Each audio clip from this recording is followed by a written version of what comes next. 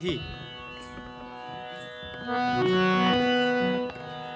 काहे तरसाए जियरा यौवन रुत सजन जाके ना आए। दोस्तों, साहिर लुधियानवी एक जाने माने उर्दू कवि थे। इनका हिंदी भाषा पर प्रभुत्व उतना ही था। ऐतिहासिक फिल्म 1964 में बनी थी। अशोक कुमार, मीना कुमारी, प्रदीप कुमार, महमूद, मीनू मुमताज, शोभना समर्थ, बेरा बोस, अचला सचदेव आदि जाने माने कलाकार इस फिल्म में थे। जाने माने लेखक भगवती चरण वर्मा की उपन्यास चित्रलेखा पर आधारित ये फिल्म थी। चित्रलेखा का किरदार निभाया था मीना कुमारी जी ने।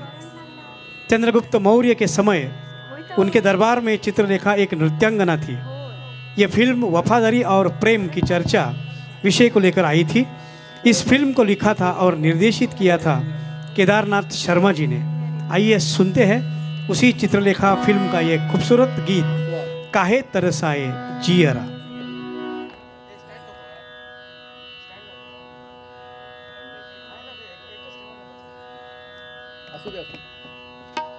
माइक बघा, चेक करा माइक।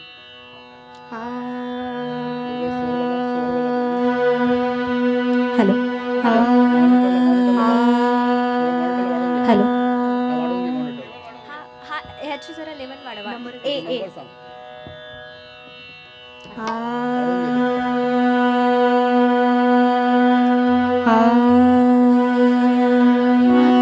ओके, तबला बघ।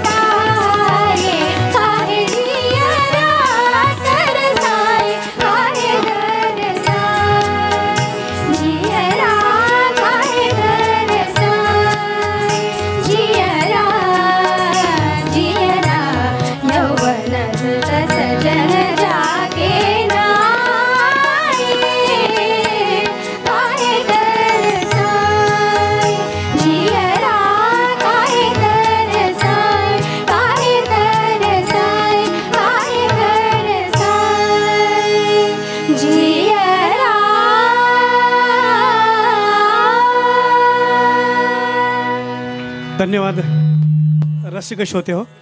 सौ पूजा संकेत सावंत यांच्या सुंदर अशा नृत्य आविष्कारावर अतिशय सुंदर असं हे गीत कुमारी केतकी आणि कुमारी निधी